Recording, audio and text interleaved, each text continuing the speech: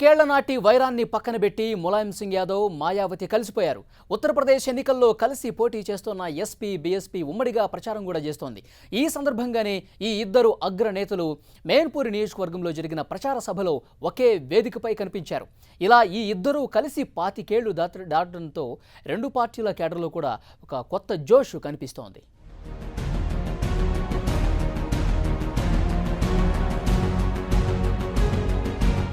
Milei Mulayam Kanshi Ram, హవా ఉడ్జాయే జై శ్రీరామ్.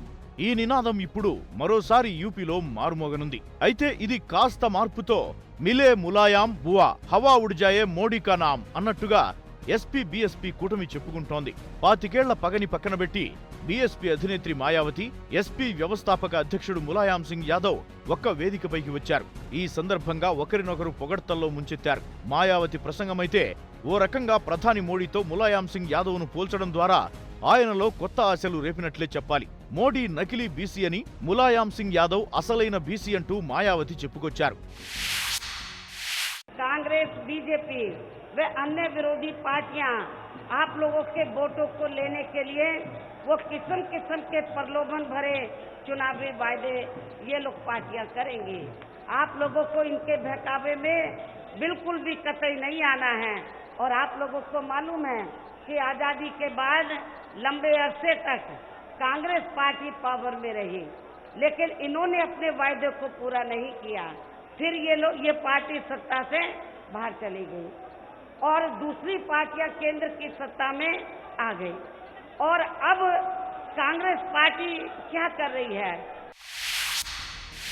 మరోవైపు ములాయం సింగ్ యాదవ్ బీఎస్పీ అధినేత్రిని ఆదరంగా చూసుకుంటామన్నారు. అందరూ ఆమెని గౌరవించాలని పిలుపునిచ్చారు. मायावती जी का बहुत सम्मान करना हमेशा, क्योंकि समय समय पर जब ये आया है तो मायावती जी ने हमारा साथ दिया है।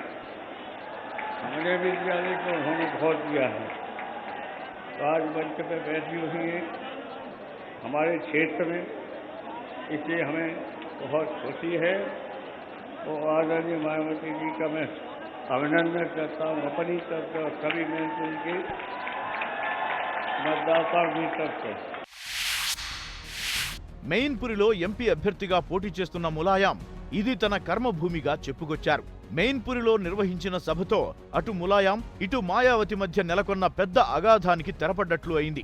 1995 ఎన్నికల తరువాత మాయావతిపై సమాజ్వాదీ పార్టీ కార్యకర్తలు దాడి చేశారు.